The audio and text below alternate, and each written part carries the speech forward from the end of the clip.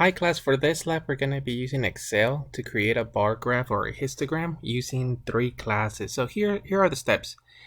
Open up the actual link and that's going to give you the file, and that's actually going to give us the following file. Click enable editing and then also save it somewhere. You're going to be uploading the file. And here's the process to actually create a histogram.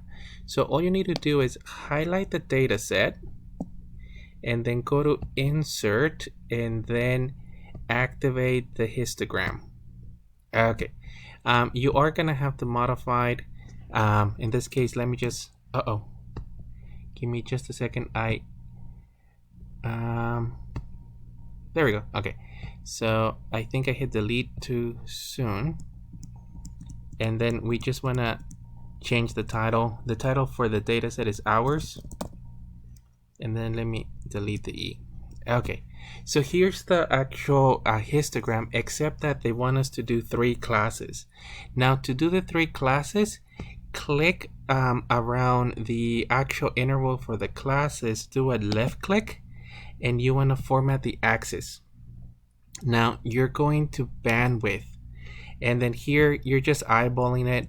For this one, for it to give us three classes, type in 30 and see if that actually does it. There you go. There's your three classes.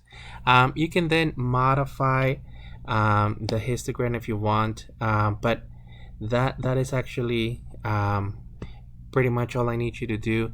Then go ahead, save, and you're gonna be uploading this file. The reason that I want you to upload is because you'll need it for the project. So once you do the project, you'll probably have the file and then you can just modify it. But that's it for this lab. So once again, you're clicking in the in any of the data set for the numbers, and then you're looking for the width. It has to say the bin width, and then eyeball it to 30.